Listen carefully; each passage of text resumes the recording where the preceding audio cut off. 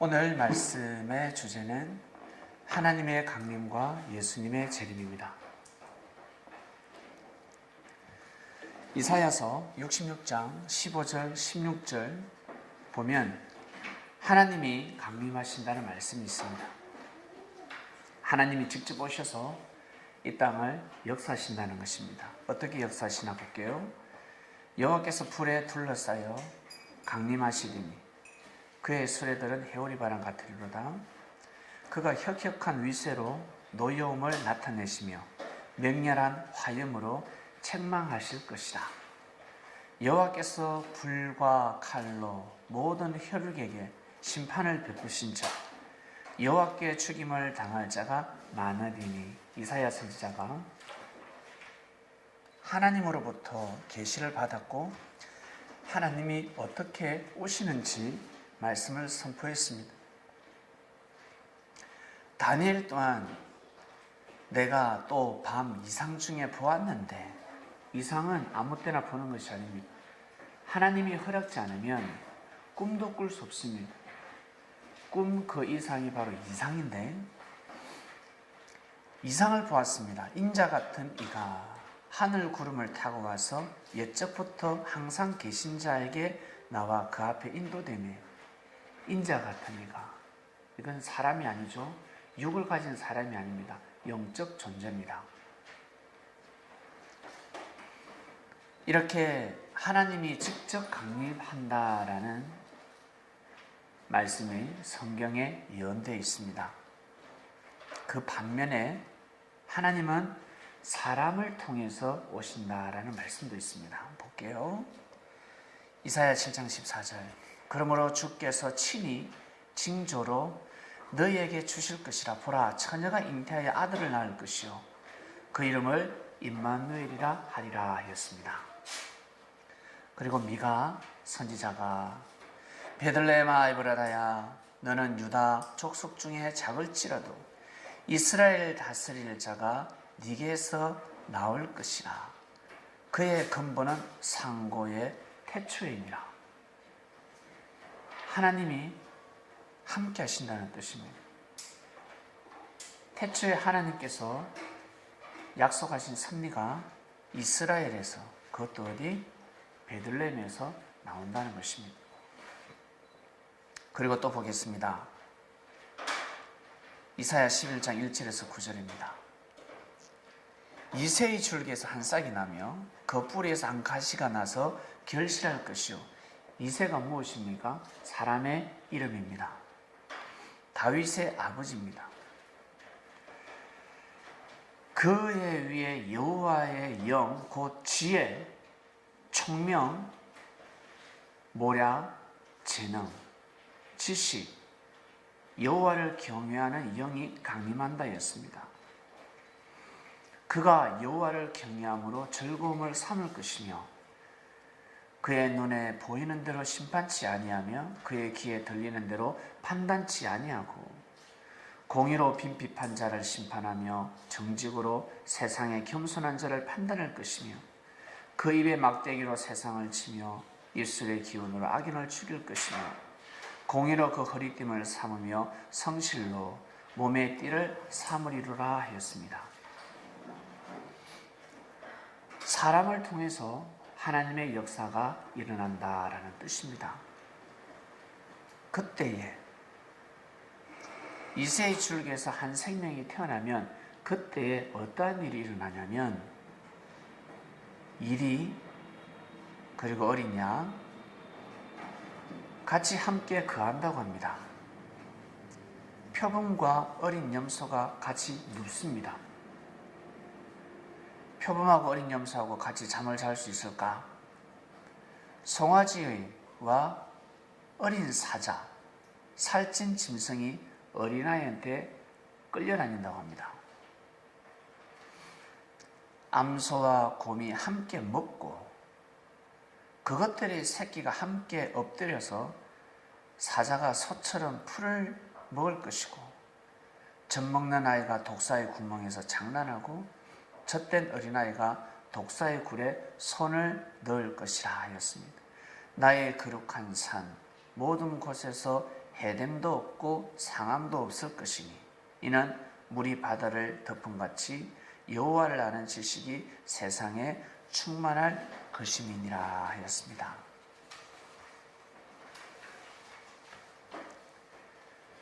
하나님이 직접 오신다는 예언이고 하나님이 사람을 통해서 내가 역사하리라. 나를 대신하는 사람을 그 땅에 태어나게 하리라 라는 말씀 두 가지가 있습니다. 하나님이 직접 영으로 오신다는 말씀이 있고 하나님이 육으로 오신다는 말씀이 있습니다. 알고 보니까 여러분, 우리는 하나님의 섭리가 비유로 되어 있다는 것을 깨닫게 되었습니다. 하나님이 구름을 타고 오신 것이 무엇인지, 불로서 심판하는 것이 무엇인지, 칼로서 심판하는 것이 무엇인지를 알게 되었습니다. 그리고 하나님이 오시면 염소, 표범, 늑대, 양, 송아지, 사자, 어린아이, 그리고 소, 곰, 사자, 그리고 독사, 이들이 하나가 된다고 하는데 이것이 바로 무슨 뜻인지 알게 되었습니다.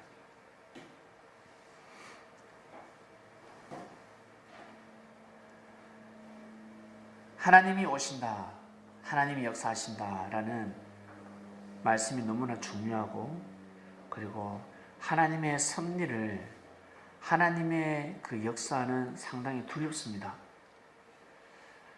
하나님의 사랑이 크지만 상당히 두렵습니다. 여러분, 물질 축복 받아보셨습니까? 물질을 크게 축복받으면 상당히 복이지만 그 물질을 감당하지 못하면 큰 화가 됩니다. 명예를 얻고 권력을 얻었을 때 복이지만 그것을 감당하지 못하면 큰 화가 됩니다.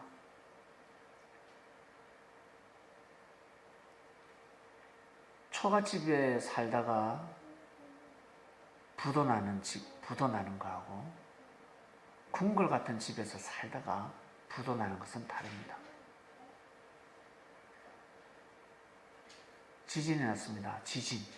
원두막에서 살다가 집이 무너졌습니다. 별로 많이 슬프지 않습니다. 왜? 또 지으면 되니까. 원두막은 뚝딱뚝딱 지을 수 있습니다. 그런데 빌딩이 무너졌습니다. 이것은 그냥 큰 낙심입니다. 빌딩은 다시 지을 수가 없습니다. 이처럼 하나님께서 역사하시는 때, 섭리하시는 때는 큰 축복이고 복 덩어리지만 그걸 감당하지 못하면 큰 화가 되는 것입니다. 그래서 실수하지 말라고, 제발 너희들 판단으로 실수하지 말라고 하나님이 엘리야를 보낸다 했습니다.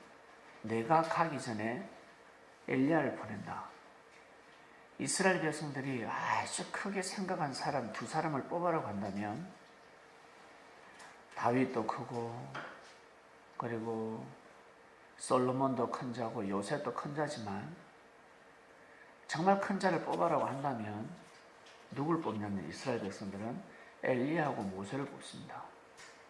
엘리야하고 모세를.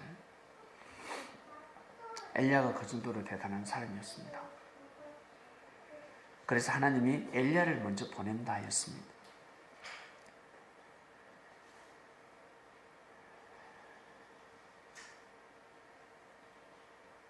내가 가기 전에 선지 엘리야를 너에게 보낸다 하였습니다. 그래서 이스라엘 백성들은 하나님을 기다렸지만 하나님 전에 오는 선지 엘리야를 기다렸습니다. 선지자입니다. 선지자. 엘리야의 재림이 어떻게 성취되었을까? 기록된 바 보라, 내가 내 사자를 네 앞에 보내노니 저가 네 길을 네 앞에 예비하리라 하신 것이 이 사람에 대한 말씀이니라. 주님이 밝히십니다. 이 사람이 누굴까? 내가 진실로 너에게 말하노니 여자가 낳은 자 중에 세례 요한보다 큰 이가 일어남이 없도다. 그러나 천국에서는 극히 작은 자라도 저보다 크니라 하였습니다. 여자가 낳은 자 중에서 세례 요한이가 제일 큽니다. 제일 큰 사명을 가지고 태어났지만 천국에서는, 섭리사에서는 극히 작은 자라도 저보다 큰일 하였습니다. 왜 그럴까? 세류아니가 실족했기 때문에 그렇습니다. 실족하면 아무 소용이 없습니다. 누구한테? 주님한테 실족해버리면 주님을 인정치 않는다는 것입니다. 주님을 믿고 따르지 않는다는 것입니다. 그러면 섭리사에서는 맥을 못 씁니다. 힘을 쓸 수가 없습니다. 하나님의 뜻을 이룰 수 없다는 겁니다. 그냥 자기 개인적으로 잘 먹고 잘 살아가야 됩니다. 자기 가정적으로 그냥 잘 먹고 잘 살아가는 것밖에 없습니다. 하나님의 큰 대의는 절대 이룰 수가 없습니다. 이룰 수가 없습니다. 하나님의 뜻을 이룰 수가 없습니다. 소인배로 살아가야 합니다. 극히 개인주의 삶을 살아가야 합니다.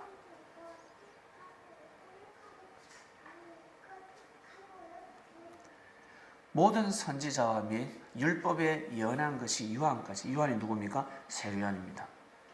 성경에 예언되어 있는 그 예언들은 세례요한까지라는 거죠.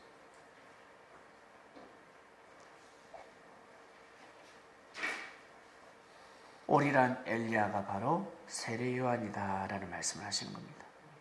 만일 너희가 절겨 받을진대 오리란 엘리야가 곧 이 사람이니라 하였습니다. 예수님이 청구하셨습니다. 예수님이 그리스도 메시아라는 것을 믿지 않는 사람은 이런 말씀을 믿지 않을 것입니다. 그러나 예수님은 그리스도 메시아였습니다. 예수님이 엘리야를 증거했습니다. 엘리야가 누군지 예수님이 알기 전에 천사가 먼저 알고, 가브리엘 천사장이 먼저 알고 그 세례요한의 아버지에게 계시해 줬습니다. 태어나는 생명, 잉태된 생명이 어떠한 사명을 가지고 태어난지 가르쳐 줬습니다. 복된 소식이었습니다. 어떻게 태어납니까? 제가 엘리야의 심정과 엘리야의 심령, 능력과 주 앞에 앞서가서 아비의 마음을 자식에게, 거슬리는 자를 의인의 설기에 돌아오게 하고 주를 위하여 세운 백성을 예배하리라 하였습니다.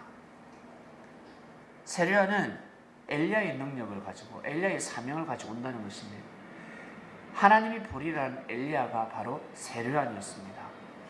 이미 이 세례요한이 태어나기 전에 꿈으로 계시로 받았습니다. 이미 하늘이 계시를 해주셨습니다. 결국 엘리야도 이스라엘 땅에 왔고, 그리고 하나님도 오셨습니다. 하나님을 대신하는 메시아 그리스도가 왔습니다. 하나님 강림의 성취가 어떻게 일어난지 보겠습니다. 예수 그리스도의 나심은 이러하리라. 그의 어머니 마리아가 요셉과 약혼하고 동거하기 전에 성령으로 잉태된 것이 나타났더니, 성경에는 예수님 아버지가 요셉인데 요셉이가 마리아와 동침하기도 전에 임신을 해버렸습니다. 그의 남편 요셉은 의로운 사람이라 소문내지 않고 드러내지 않고요, 가만히 끊고 자였습니다. 이건 아니다. 자기가 사랑하지도 않았는데 잉태를 해버렸습니다. 이건 아니지 않습니까? 우리 남자 여러분, 결혼하기 전에 세상에 내 사랑하는 여자가 임신을 했습니다. 여러분 마음이 어떻겠습니까? 그래도 사랑스러워. 그래도 자기야 사랑스러워 라고 하는 사람이 있겠습니까? 심란합니다. 심각합니다. 하나님이 살아계신지, 이게 도대체 하나님이 주신 짝이 맞는지 막 혼돈하기 시작합니다. 요셉은 의인이었습니다. 의로운 자였습니다.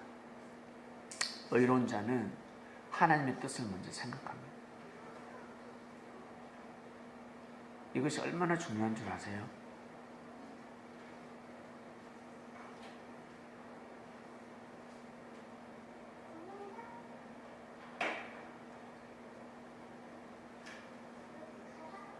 요셉은 마리아를 자신의 여성 아내로만 생각하지 않았습니다. 사랑하는 여자로만 생각하지 않았습니다.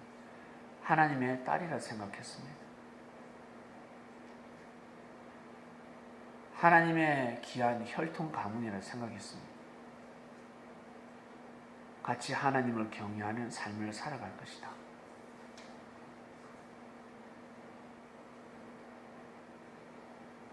하나님의 뜻을 생각하고 남자를 여자를 사랑하는 그 마음 참으로 위대합니다. 마치 뭐와 같냐면 부모님을 공경하고 부모님을 사랑하는 마음으로 아내를 얻고 남편을 얻는 것입니다. 땅에서도 일하는 사람은 큰 효자입니다. 그런데 하늘에서 볼 때 하나님을 먼저 생각하고 섭리를 먼저 생각하고 하나님의 뜻을 먼저 생각하고 남자를 사랑하고 여자를 사랑한다는 것은 이것은 참으로 의인 중의 의인입니다. 여러분, 하나님이 아주 엄란한 여인이었습니다. 엄란한 여인인데 그 여인을 사랑하고 아내로 맞이하라 했습니다. 그 선지자가 누구였습니까? 예? 호세아였습니다. 호세아가 의인이었기 때문에 가능했습니다. 하나님의 말씀을 받아들이면 일반 사람은 받아들일 수 없습니다. 일반 사람은 절대 못 받아들여요. 자기 아내가 남편이 다른 여자를 쳐다만 봐도 남자만 쳐다만 봐도 눈가를 빼버린 이런 표현을 씁니다. 눈을 확 어디 쳐다보냐 이러고 딱 삐져버려요. 새처럼해야 합니다. 자기만 바라봐야 된다는 것입니다. 호세아가 아내를 맞이했는데 엄나는 여인이었습니다. 아들을 낳았는데 이 아들이 누구의 아들인지 모릅니다. 지금이야 이 유전자를 감식할 수 있잖아요. 그 당시에는 할 수 없습니다. 크는데 안 닮았어요. 크면 클수록 닮지를 않았어. 닮은 구석이 하나도 없어. 누구 아들인지 모르겠습니다. 내 아들은 분명히 아닌 것 같아. 나하고 닮은 구석이 하나도 없습니다. 이건 진짜 여러분 슬픈 현실입니다. 그럼에도 불구하고 호세아는 하나님을 경외했습니다. 여러분 대단하지 않습니까? 그 시대에 하나님께서 엄난한 이스라엘 백성들아, 너희들이 엄난하지만 영적으로도 엄난하고 육적으로도 엄난하다. 우상을 숭배하니까 영적으로 엄난하고 육적으로는 남자의 힘을 가지고 여자들을, 그리고 여자들은 또 하나님을 경외하지 아니하고 물질을 쫓아서 남자를 쫓아서 삶을 살아가고 있습니다. 이스라엘 백성들이 영적으로 문란해지기 시작했습니다. 그것을 보여주기 위함이었습니다. 그 당시에 호세아 선지자의 행위는 미친놈이었겠지만 그러나 역사가 되었습니다. 성경에 기록되어졌습니다. 인류가 존재하는 한 영원히 진리가 되어서 선포가 될 것입니다. 하나님이 하신 일을 호세아가 하나님이 맡기는 일을, 하나님이 부탁하는 일을 했기 때문에 그렇습니다. 요셉도 마찬가지입니다. 요셉은 마리아를 맞이하기 전에 임신을 했습니다. 심란합니다. 이게 무슨 일인가? 그때 주의 사자가, 하나님의 사자가, 천사지요. 천사가 현몽하여 이르되, 누굴까? 천사가 가브리엘입니다. 가브리엘 천사장이 현몽하여 가르되, 일반 천사가 와서 되겠습니까? 일반 천사가 와서는 요셉의 마음을 바꿀 수가 없습니다. 가브리엘 천사장이 이르되, 다윗의 자손 요셉아, 네 아내 마리아를 데려오기를 무서워 말라. 그에게 잉태된 자는 성령으로 된 것이니라 하였습니다. 성령이 무엇입니까? 하나님의 은혜로, 하나님의 뜻으로 잉태된 자라는 것입니다. 아주 큰 뜻이 있는 사람이라는 것입니다. 큰 생명이라는 것입니다. 그러니 맞이하라 라고 합니다. 네가 맞이하라 라고 합니다. 아들을 낳으리니, 그러니까 아들인지 딸인지 모르지 않습니까? 근데 아들이라고 합니다. 아들이다. 아들을 낳을 것인데 이름을 예수라 하라. 이는 그가 자기 백성을 그들의 죄에서 구원을 짜이심이라 하니라. 이게 무슨 뜻입니까? 그리스도 메시아가 태어난다는 거예요. 너희 백성들이 기다렸던, 이스라엘 백성들이 기다리고 기다렸던 그리스도 메시아가 태어난다는 뜻입니다. 엄청난 계시를 받았습니다. 성경은 아주 얄팍하게 기록되어 있지만 가브리엘 천사장이 얼마나 큰 은혜의 말씀을 전해줬겠습니까? 이 모든 일이 된 것은 주께서 선지자로 하신 말씀을 이루려 하심이니 이르되, 주가 누굽니까? 바로 하나님입니다. 하나님께서 선지자를 통해서 지금까지 하신 말씀을 이루려고 하는 것이다. 이 땅에서 섭리가 시작된다. 하나님의 보낸 자가 태어난다. 맞이해라. 그러니까 요셉 네 씨가 중요한 게 아니라는 거예요. 그 생명이 중요해요. 그 생명은 누가? 사람은 자기 씨가 중요하지만 하나님은 어떤 씨가 중요하다? 하나님의 뜻을 이룰 자가 중요하다. 그래서 하나님, 예수님 뭐라 하셨습니까? 누가 내 형제요 자매요 라고 했습니다. 하나님의 뜻을 이루는 자가 내 형제요 자매요 라고 하셨습니다. 하나님 입장에서 보시는 겁니다. 사람들은 땅 입장에서 봅니다. 항상 자기 형제 엉냐엉냐엉냐, 자기 편을 들어주고 자기를 사랑해주는 사람을 좋아합니다. 그러나 선민들은 생각이 달라져야 합니다. 자기를 사랑해주고 자기를 위해주는 사람도 여러분 정말 귀하고 귀하지만 더 귀한 사람은 하나님의 뜻을 동요하는 사람들입니다.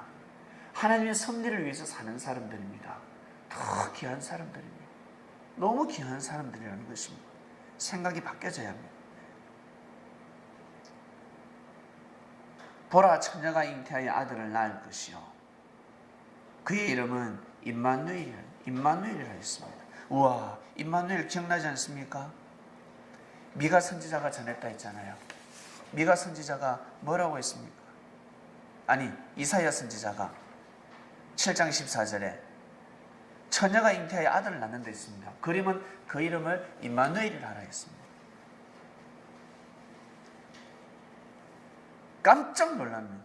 요셉은 깜짝 놀랍니다. 세상에 이사야 선지자가 하신 말씀을 기다리고 있는데 그 임마누엘이 세상에 가만히 보니까 이새의 줄기, 자기가 이새의 줄기거든요.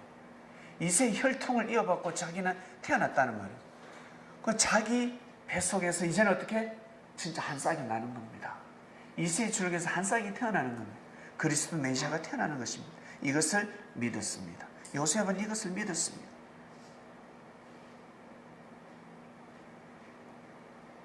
보라, 처녀가 잉태하여 아들을 낳을 것이요 그의 이름은 임마누엘이라 하리라 하셨으니 이를 번역한 즉 하나님이 우리와 함께 계시다 하나님입니다. 하나님이 우리와 함께 계시는 것을 깨우쳐주고 가르쳐주고 보여주시는 그가 이 땅에 태어난다는 것입니다. 보이지 않는 하나님의 음성을 듣게 만들어주고 보이지 않는 하나님을 눈을 뜨게 만들어주고, 아시겠습니까? 그가 태어난다는 것입니다. 결국 예수님이 태어나셨습니다. 엘리야가 온다 했으니까 그 엘리야가 세례요한이라 했고 세례요한이가 그리스도를 증거했는지 증거하지 못했는지 보겠습니다. 하나님의 강림을 증거했는지 증거하지 못했는지. 나는 너희에게 회개케 하기 위해서 물로 세례를 주거니와. 여러분, 어떤 일을 하려면 준비해야 되지 않습니까? 어떤 일을 하려면 준비를 해야 됩니다. 그리고 친구하고 싸웠습니다. 예를 들어서 민족과 민족 간의 싸움이 있었습니다. 일본이라는 국가와 우리나라 국가가 싸웠습니다. 서로 잘 지내려면 어떻게 해야 되겠습니까? 먼저 사과할 것을 사과해야 됩니다. 교류를 하기 전에 먼저 사과해야 됩니다. 회개해야 됩니다. 회개할 것은 회개해야 됩니다. 그러지 않고서는 절대 교류를 할 수가 없습니다. 인정해야 합니다.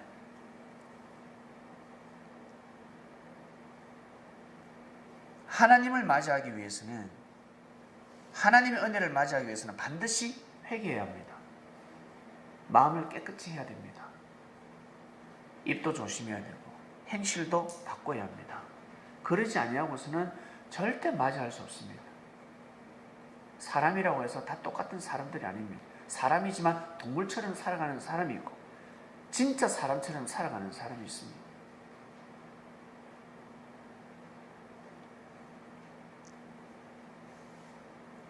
나는 너에게 회개케 하기 위하여 물로 세례를 주거니와 내 뒤에 오시는 이는 나보다 능력이 많으시니 나는 그의 신을 들기도 감당치 못하겠다 했습니다. 그는 성령과 불로 너에게 세례를 준다 했습니다. 성령과 불로, 진리로, 하나님의 은혜로 진리를 주신다는 것입니다.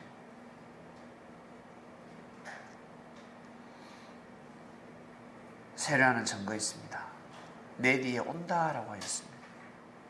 나는 물로 세례를 주지만 그는 성령과 불로 세례를 주신다. 그러니 그를 맞이하기 위해서는 너희들 먼저 회개해라 라는 뜻입니다. 회개해라. 회개해라. 회개하지 않으면 못 맞이한다. 회개라는 것입니다. 그래야 섭리의 가치를 알 수가 있습니다. 유대인들이 예루살렘에서 제사장들과 레인들을 요한한테 보냅니다. 왜? 요한이가 도대체 누군지, 사명이 무엇인지 알고 싶어서 보냅니다. 네가 그리스도냐? 나 그리스도 아니다. 나 메시아 아니다. 그럼 엘리야냐? 나 엘리야가 아니다. 그럼 선지자냐? 선지자도 아니다. 그럼 네 누구? 그랬습니다. 너 누구냐? 아무것도 아니면 너 누구냐? 내다 그랬습니다. 우리를 보낸 이들에게 대답하라. 네가 도대체 누구냐? 알고 싶다. 나는 이사야 선지자의 말과 같이 주의 길을 곱게 하고 광야에서 외치는 자의 소리다 하였습니다.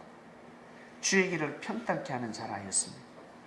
하나님의 섭리가 강림하기 전에, 하나님의 영이 강림하기 전에 먼저 와서 전초하는 것이 마치 천사 역할입니다. 인천사였습니다. 세례요한.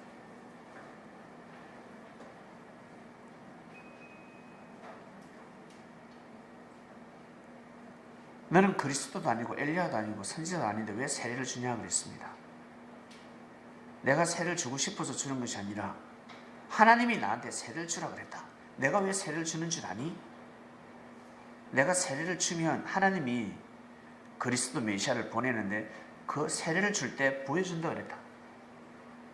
그의 머리 위에 성령이 임한다 그랬다. 성령이 비둘기같이 임하는데 메시아 그리스도를 만나기 위함이다 라고 하였습니다. 하나님이 세례를 베풀어 해서 내가 베푸는 것이 내가 하고 싶어서 하는 것이 아니다 라고 말씀하는 겁니다.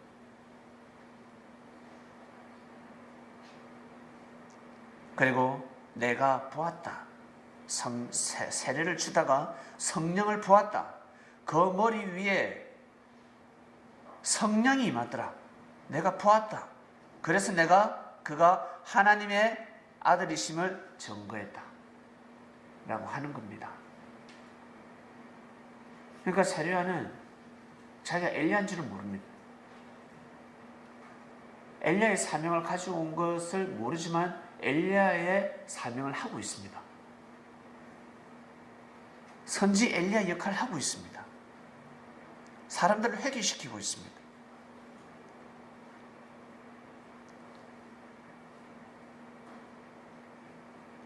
하나님의 아들이다. 예수님이 하나님의 아들이다 라고 증거했습니다. 그러니까 요한 옆에 서 있던 제자들이 예수님을 따라갑니다. 세례요한 선생님, 정말 저 예수님이 하나님의 어린 양이 맞습니까? 맞다. 따라갑니다. 그 중에 한 명이 베드로였는데 예수님이 베드로에게 물으십니다. 많은 말씀을 가르치시고 나서 사람들이 힘들 때, 좋을 때는 너무 좋아하고 예수님 사랑해요 하는데 힘들고 어려울 때는 다 떠나갔습니다. 조금만 마음이 괴로우면 예수님께 등을 줬습니다.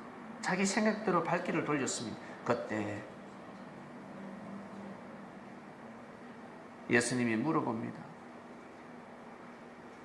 너희는 나를 누구로 생각하느냐? 시몬 베드로가 대답하여 이르되 주는 그리스도시요 살아계신 하나님의 아들이시나이다 했습니다. 진정한 인자를 찾고자 했지만 사람들은 진짜 인자가 왔을 때 맞이하지 못하는 그 답답함으로 예수님은 제자들에게 이들은 나를 누구로 생각하면서 쫓을까? 여쭈었습니다. 물어봅니다. 예수께서 대답하여 이르시되 바요나 시몬아 네가 복이 있도다. 이를 네게 알게 한 이는 혈육이 아니요 하늘에 계신 내 아버지시니라 하였습니다. 여러분, 세례 요한이가 예수님이 그리스도 메시아라는 것을 누가 가르쳐 줬습니까?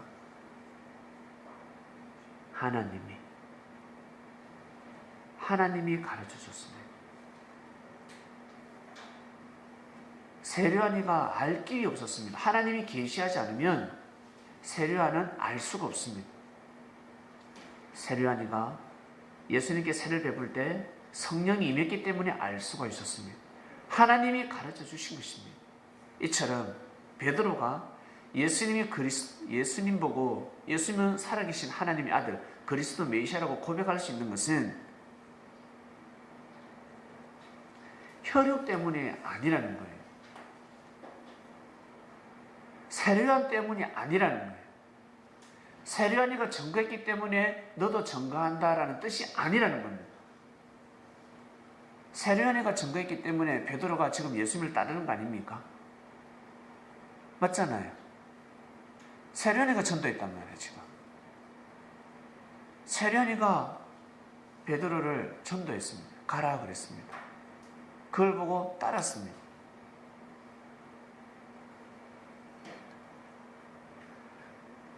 베드로가 고백할 수 있었던 것은 그 누가 가르쳐 줬수가 아닙니다.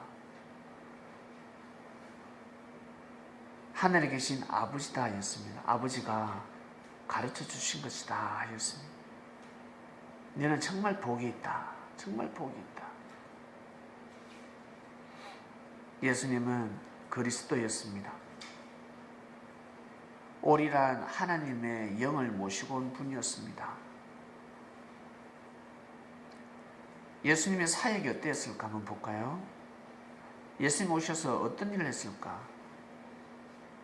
내가 진실로 너희에게 이르노니 내 말을 듣고 또 나 보내시는 이를 믿는 자는 영생을 얻었고 심판이 이르지 아니하나니 사망에서 생명을 옮겼느니라.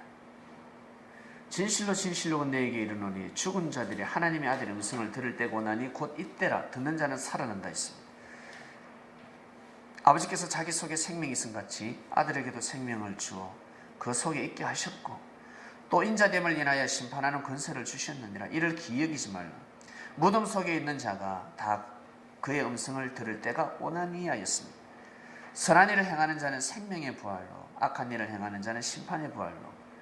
예수님은 부활시키셨습니다. 하나님께서 무에서 유, 땅을 창조하셨듯이 인생, 의미가 없는 인생을 부활시켜 주셨습니다.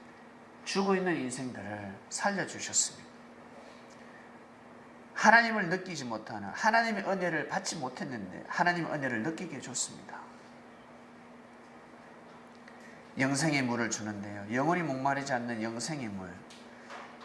예수의 제자를 삼고 세례를 주는 것이 요한보다 많다 하는 말을 바리새인들이 들은 줄을 주께 아신지라. 세례요한은 가면 갈수록 세례요한에게 세례받는 사람들이 발길이 끊어졌습니다. 예수님 나타나기 전에는 많았습니다. 예수님 오시고 나서는 많이 끊어졌습니다. 그 이후로 예수님의 제자들이 세례를 많이 베풀었습니다.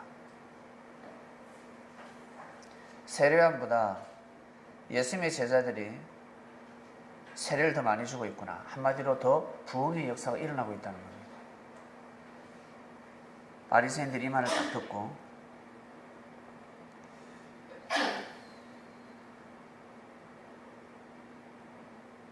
유대를 떠납니다.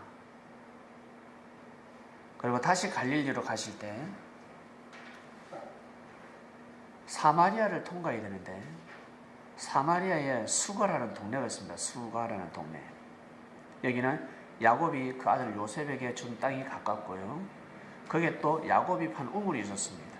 그러니 이 우물이 얼마나 귀하겠습니까? 야곱이 팠습니다. 야곱이. 제자들이 동네에 먹을 것을 사러 갔을 때 사마리아 여자 한 명이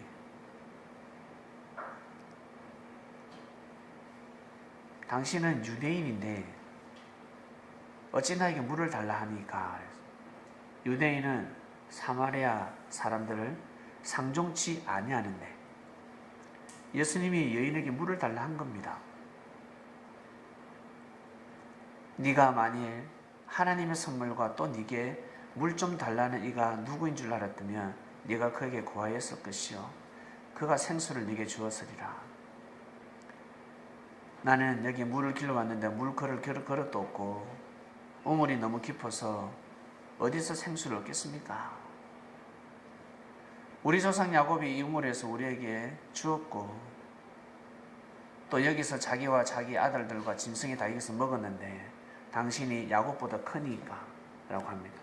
당신이 야곱보다 큽니까? 왜? 예수님께서 쭉 하시는 말씀을 들어보니까 사마리아 여인의 머리가 돌아가는 겁니다. 당신의 글은 야곱보다 크니까 라고 했습니다.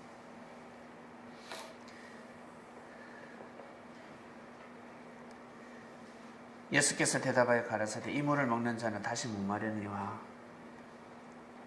내가 주를 먹는 물은 영원히 목마르지 않는다 했습니다. 나의 주는 물은 그 속에서 영생하도록 솟아나는 샘물이 되리라 하였습니다. 여자가 가로되 이 물을 주소서 하였습니다.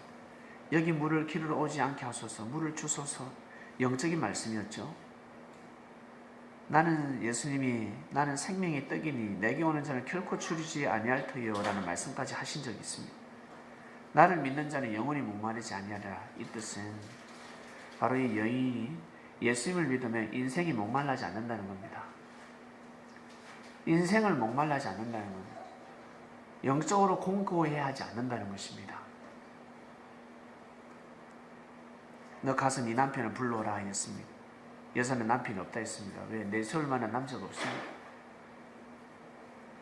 예수님이 알고 있었습니다. 네 남편이 없다 하지만 네 남편이 5이 있었지 않았냐. 이 말에 여자가 깜짝 놀라버립니다. 당신은 우와 선지자다 하라고 합니다. 내가 보니까 당신이 선지자구나. 이렇게 영생의 물을 주셨습니다. 영원히 목마르지 않는 인생의 갈급함을 해소해 주신 것입니다. 그리고 주님은 예배법을 개혁하셨습니다. 여인이 묻습니다. 우리 조상들은 산에서 예배드려야 된다고. 당신네들은 예루살렘에서 예배해야 되는데 어디에서 예배를 드려야 됩니까? 했을 때 여자여 내 말을 믿으라 하였습니다. 산에서도 예배 드리지 말고 예루살렘에서도 예배 드리지 말고 이제는 아버지께 직접적으로 예배할 때가 왔다 하였습니다. 아버지를 모시고 예배할 때가 왔다. 너희는 알지 못하는 것을 예배하고 우리는 아는 것을 예배하노니 이는 구원이 유대인에게서 남이니라. 유대인에게서 그리스도의 역사가 일어난다는 것을 말씀하십니다. 아버지께 참으로 예배하는 자들은 신령과 진정으로 예배한다고 그랬습니다. 신령과 진정으로 예배를 드리면 된다 하였습니다. 곧 이때라 하였습니다. 곧 이때라. 신령과 진정이 여러분 무엇입니까? 신령은 하나님이 보낸 자입니다. 그리스도를 뜻합니다. 예수님 자신을 뜻합니다. 비유로 말씀하시는 겁니다. 그리고 진정어는 진리입니다. 예수님을 모시고 그의 말씀을 들으면 바로 예배라는 것입니다. 산에 갈 필요도 없고 예루살렘에도 갈 필요도 없습니다. 지금 이 우물로까지서 지금 예배를 드리고 있다는 뜻을 말씀을 하시는 겁니다. 지금 이 자리에 하나님이 함께하고 있다. 여인이여, 하나님은 영이시니 예배하는 자가 신령과 진정으로 예배할지니라 하였습니다. 하나님은 영이시다. 여자가 가로되 깜짝 놀라죠. 그러면서 묻습니다.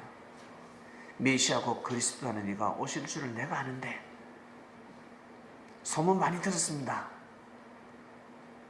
그가 오시면 모든 것을 우리에게 구하시라. 우리의 고통을 다 들어주실 것인데 그가 언제 옵니까? 예수님이 뭐라 하셨습니까? 내가 걸어라 하였습니다. 여인이여, 내가 걸어라. 예수님이 자신이 그리스도 메시아라는 걸 밝히시고, 그리고 예배를 어떻게 드려야 되는지 가르쳐 주셨습니다. 무지한 사람들은 자꾸 예배법을 따집니다. 주보를 보고 주보 선수가 틀렸다는 것부터 시작해서 이 우리 교회하고 우리 교단하고 예배법이 다르다라고 합니다. 무지한 사람들입니다. 율법에 매여 있는 사람들입니다.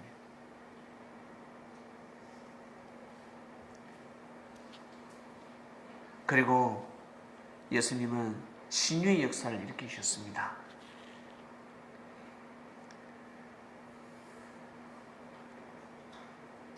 세례요한의 제자들이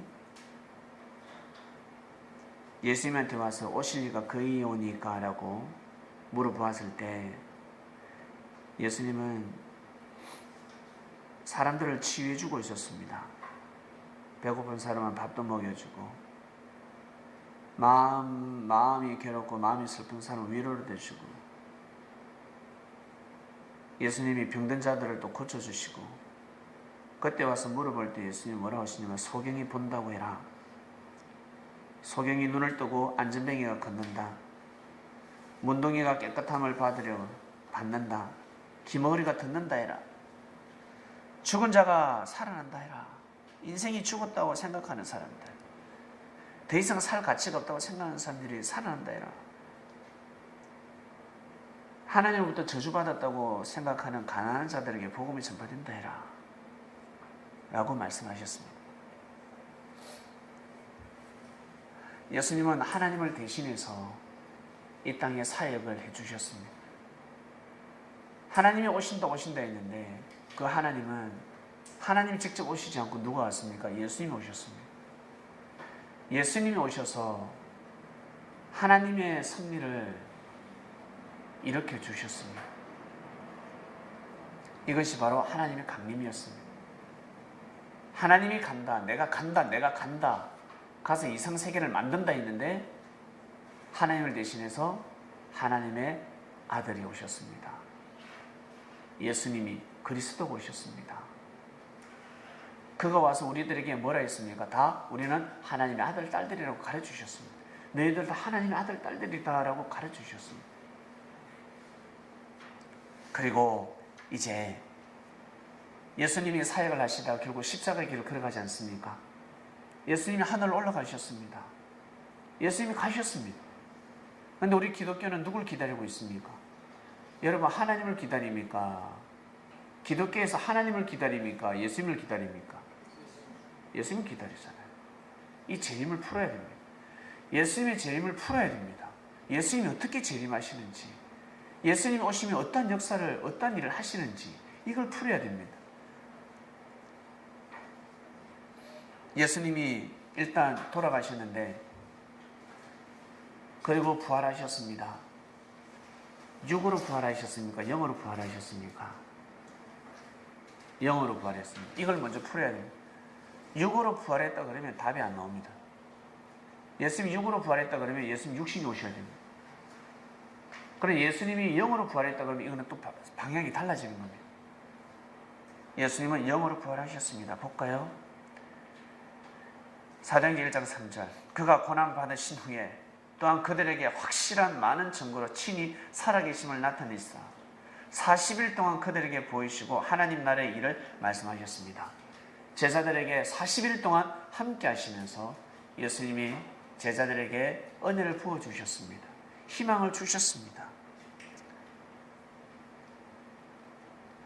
사도와 함께 모이사 그들에게 분부하여 이르시되 예루살렘을 떠나지 말고 내게서 들은 자 아버지께 약속하신 것을 기다리라. 예루살렘을 떠나지 말라 했습니다.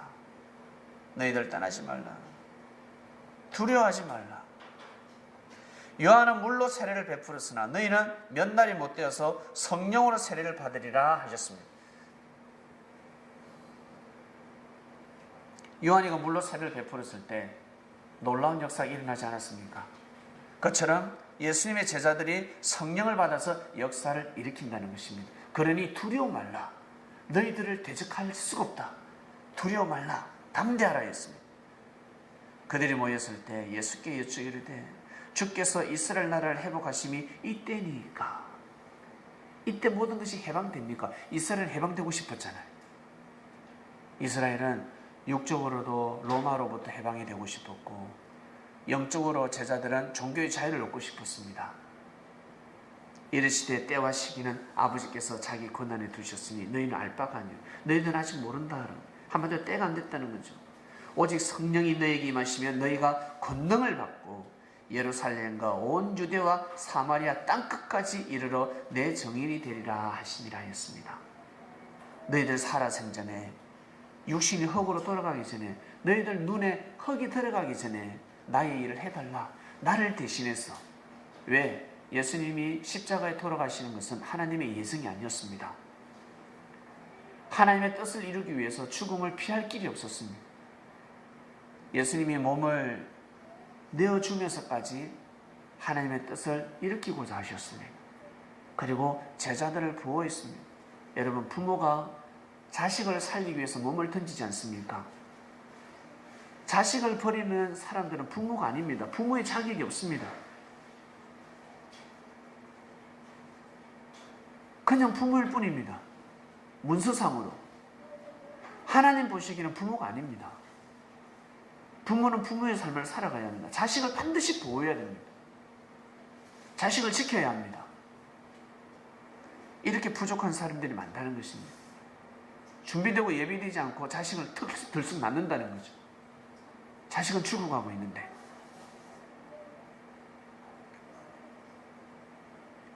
예수님은 제자들을 살리기 위해서 그 길을 걸어가셨습니다. 겟세마네 동산에서 몸을 내어주지 않았더라면 다 죽었습니다. 살리기 위해서 그 길을 걸어가셨다는 거죠. 그러니 내가 너희들을 살렸으니 너희는 내가 주는 성령을 받아서 예루살렘과 사마리아 땅끝까지 내 증인이 되어라 라고 말씀하신 것입니다.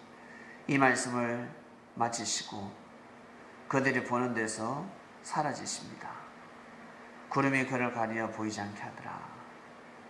올라가실 때 제자들이 하늘을 자세히 보지 않겠습니까? 예수님이 저 하늘로 가시니까. 이때 천사가 하는 말이, 이 천사 또 누굴까? 가브리엘 천사장입니다. 가브리엘입니다. 가브리엘이가 가쁘면 큰일 납니다. 가브리엘은 갈 수가 없습니다. 주님은 가시더라도 가브리엘은 함께 해야 됩니다. 가브리엘이가 제자들에게 갈릴리 사람들아 어찌하여 서서 하늘을 쳐다보느냐. 너희 가운데 하늘로 올려지신 이 예수는 하늘로 가심을 본 그대로 오시니라 하였느니라 했습니다. 하늘만 쳐다보지 마라. 다시 땅에서 역사가 일어난다. 다시 땅에서 역사가 일어난다. 예수님이 살아생전에 어떤 말씀을 하셨습니까? 살리는 것은 영이니 육은 무익하다 했습니다. 육은 무익하다고 해서 여러분 쓸모없는 그런 뜻이 아닙니다. 영원히 이 땅에서 하나님의 뜻을 이룰 수 없다는 뜻입니다. 언젠가는 간다는 뜻입니다. 육이 영원할 수 없다는 거예요. 이 세상에서. 이 땅에서 육은 영원히 존재할 수 없다는 걸 가르치는 겁니다. 그래서 무익하다는 거예요. 여러분 좀 지나면 어떻습니까? 말 한마디에 무너질 일들은 너 쓸데없는 짓 하지 마라 이런 소리예요. 그 쓸데없는 짓 말라 하는데 이거 많은데 나 니 밥 사주려고 나 요리하고 있다. 밥 먹어라. 나 그 밥 안 먹는다고. 썰든 요리를 하고 있는 겁니다. 나 밥 안 먹는다고. 무익한 일을 하고 있는 겁니다. 그 말씀을 하시는 겁니다. 육이 영원히 살 수 없다는 거예요. 이 땅에서. 육신은 영원히 살 수 없다. 그 마인드 가지지 마라. 너 내일 죽으면 그 돈을 어떡할래? 너 지금 부질 없는 짓을 하고 있다는 거. 수많은 사람들이 부질 없는 짓을 하고 있다는 것입니다. 아주 무지한 생각을 하고 있다는 것입니다. 예수님 지적하시는 겁니다. 내가 너에게 이런 말은 영이요 생명이라 하였습니다. 제발 무지한 삶을 살지 마라. 예수님 하신 말씀은 다 영생에 대한 말씀이었습니다. 우리 육을 쓰고도 중요한 삶을 살아야 되고, 그리고 다음 생에서도 정말 잘 살아라고, 다음 생을 잘 맞이할 수 있도록 말씀을 주신 것입니다. 그리스도께서 한 번 죄를 위하여 죽으사 의인으로서는 불의한 자를 대신하셨으니 이는 우리를 하나님 앞으로 인도하려 하심이라. 육체로는 죽임을 당하시고 영으로는 살리심을 받으셨으니, 육으로는 돌아가셨지만 영으로는 살리심을 받았습니다. 저가 또한 영으로 옥에 있는 영들에게 전파했습니다. 그들은 전에 노아의 날 방주 예배할 동안에 하나님이 오래 참고 기다리실 때에 말을 듣지 않은 자들입니다. 노아를 통해서 선포되어지는 하나님의 섭리를 믿지 않는 자들이라 방주의 물로 말미암아 구원을 얻은 자는 몇 명뿐이라고 8명밖에 없다는 것입니다. 한마디로 이 시대에 진짜 하나님을 경외하는 삶을 산 사람은 8명밖에 없다라는 뜻입니다. 다 그냥 장가가고 시집가고 사업하러 가고 육적인 삶을 살았다는 겁니다. 말이 하나님을 믿는다는 것이, 내가 말이 하나님을 믿는다는 것이 외식과 형식으로 살았다는 것입니다. 삶 가운데 하나님을 모시지 않는 사람들이었습니다. 이를 위하여 죽은 자들에게 4장 6절 봅니다. 이를 위하여 죽은 자들의 복음이 전파됩니다. 이는 육체로는 사람처럼 심판을 받으나 영으로는 하나님처럼 살게 하려 함이니라 하였습니다. 고로 예수님은 육적 부활입니까? 영적 부활입니까? 영이 하늘로 가셨습니다. 아시겠죠? 육신이 하늘로 간 것이 아니라 영이 하늘로 갔습니다. 그러면 예수님 영이 오지 않겠습니까? 영이 오면 보입니까? 안 보입니까? 안 보입니다. 다시 봅니다. 주님이 다시 오신다는 약속을 했습니다. 계시록 내가 속히 오리니 네가 가진 것을 굳게 잡아 아무도 네 멸류관을 빼앗지 못하게 하라 하였습니다. 요한에게 하신 말씀입니다. 요한이가 밤무선에서 유배 생활할 때입니다. 받은 말씀입니다. 보라 내가 도둑같이 오리니 누구든지 끼어 자기 옷을 지켜 벌거벗고 다니지 아니하며 자기의 부끄러움을 보이지 아니하는 자는 복이 있도다. 도둑같이 온답니다. 와도 모른다는 거죠. 왔다가 가도 모른다는 거예요. 알기 힘들다는 거예요. 내가 속히 오리니 내가 줄 상이 내게 있어 각 사람의 행한 대로 갚아준다 했습니다. 나는 알파와 오메가요 처음과 마지막이라 시작과 마침이라. 여러분, 사람 중에 사람이 제일 행위 중에 제일 큰 행위가 뭔 줄 아세요? 사람을 살리고 죽이는 행위, 바로 말입니다. 말이 얼마나 중요한 줄 아세요? 말이 곧 행위와 같습니다. 내가 잘못을 해도 말 한마디에 천냥빚을 갚을 수 있습니다. 말이 너무너무 중요합니다. 그래서 말을 잘해야 합니다. 자기 두루마기를 빠는 자들은 복이 있습니다. 이는 그들이 생명나무에게 나아가며 문들을 통하여 성에 들어갈 권세를 받으려 함이로라 하였습니다. 예수님이 또 비유로 말씀하시는 겁니다. 너희들이 내게로 나아간다라는 표현을 하시지 않는 거예요. 생명나무에게 나아가야 한다. 너희들 생명나무에게 나아가야 한다. 그래야 문들을 통해서 성에 들어갈 권세를 얻는다 하였습니다. 예수님은 살아생전에 어떠한 분이셨냐면 하나님의 말씀이 육신화 되신 분입니다. 믿습니까? 하나님의 말씀을 선포하셨습니다. 진리를 선포하셨습니다. 자, 성도 여러분, 마무리 짓습니다. 구약의 예언에 하나님이 온다 했습니다. 하나님이 온다. 하나님을 대신해서 누가 왔습니까? 예수님이 왔습니다. 예수님이 오셔서 예수님이 자신이 하나님의 아들이라 했습니까? 본인이 하나님이라 했습니까? 예? 아들이라 했습니다. 하나님이 온다 했지만 하나님이 오시지 않고 누가 왔습니까? 하나님의 아들이 왔습니다. 예수님이 왔습니다. 그처럼 예수님이 다시 영으로 가셨습니다. 영으로 가셨습니다. 예수님이 영으로 가셨고 이제 다시 우리가 예수님이 다시 오신다 그러는데 그 예수님이 오시면 자기 자신이 내가 예수를 하겠습니까? 예수님을 전가하겠습니까? 잘 생각해 보세요. 하나님이 온다 그랬습니다. 하나님이 온다 했는데 하나님이 와서 내가 그다, 내가 하나님이다 라고 말하지 않았습니다. 예수님이 그런 말씀을 하지 않았다는 거죠. 예수 뭐라 했습니까? 나는 하나님의 아들이라 했습니다. 그리고 너희들도 하나님의 아들이라고 가르치셨습니다. 그리고 다시 주님이 다시 오신다 했습니다. 그럼 와서 내가 메시아다, 너희들도 메시아다 가르치겠습니까? 아니죠. 예수님이 영으로 다시 이 땅에 오시면 어떻게? 다시 예수님의 말씀을 전하지 않겠습니까? 전해서 예수님을 전가하지 않겠습니까? 안 그래요?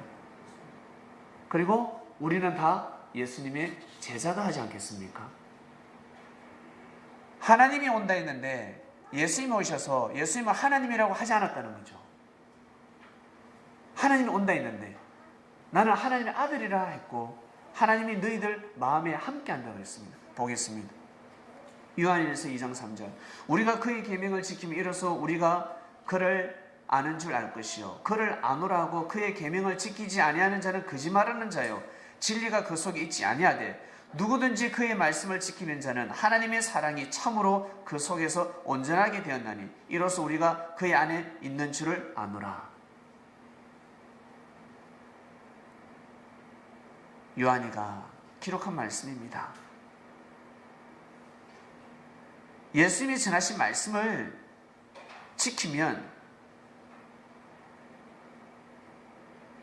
하나님의 사랑이 참으로 그 속에 함께한다는 뜻입니다. 여러분하고 함께한다는 뜻입니다. 예수님 시대 때 함께한다는 뜻입니다. 예수님이 전하신 말씀을 지키면 함께하는 것이다. 하나님의 사랑이 함께하는 것이다. 그 안에 산다고 하는 자는 그가 행하시는 대로 자기도 행할지니라. 주님처럼 살아간다는 것입니다. 바리새인들이 하나님의 나라가 어느 때 임하니까 예수님한테 물었을 때 예수님 뭐라 하셨습니까? 하나님 나라는 보이게 임하는 것이 아니라고 했습니다. 볼 수 없다 했습니다. 너희들이 생각하는 대로 볼 수 없다고 했습니다. 근데 요즘 어떻습니까? 하나님 나라가 하늘에서 쑥 내려온다는 곳 있죠. 많습니다. 지구촌에. 곧 온다. 곧 쑥 내려온다. 우리 성지에 이 땅의 성지에 쑥 내려온다. 요한계시록 예언된 대로 모양이 그대로 쑥 내려오고 모든 것이 이루어진다라고 하고 있습니다. 예수님은 하나님 나라를 볼 수 없다고 그랬는데 대단한 사람들입니다. 성경을 새로 쓰는 사람들, 놀라운 사람들. 여기 있다 저기 있다 해도 못하리니 하나님 나라는 너희 안에 있다 하였습니다.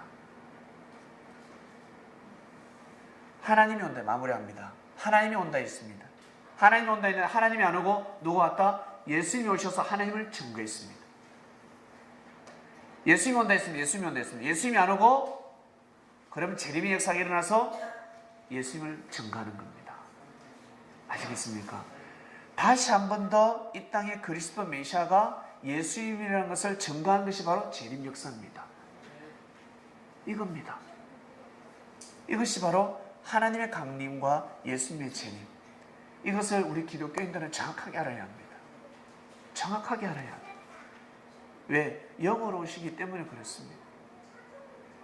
예수님이 영으로 오시기 때문에 예수님을 볼 수가 없습니다. 뭘 보고 알 수 있다? 말씀을 듣고 알 수 있습니다. 예수님이 전하셨을 때 예수님이 전하신 말씀을 듣고 우와 저는 하나님의 아들이라는 것을 알게 됐습니다. 말씀을 듣고 알았습니다. 그처럼 이 시대 재림의 역사는 반드시 일어납니다. 믿습니까? 말씀을 듣고 예수님이 진짜 오셨다 안 오셨다는 것을 말씀으로 분별하는 것입니다. 그리고 우리는 다 주님의 제자가 되어서 하나님의 뜻을 이루며 가야 됩니다. 이것이 바로 재림의 역사입니다. 그리스도인들은 정확하게 아셔야 합니다. 기도하고 마치겠습니다. 하나님 감사합니다.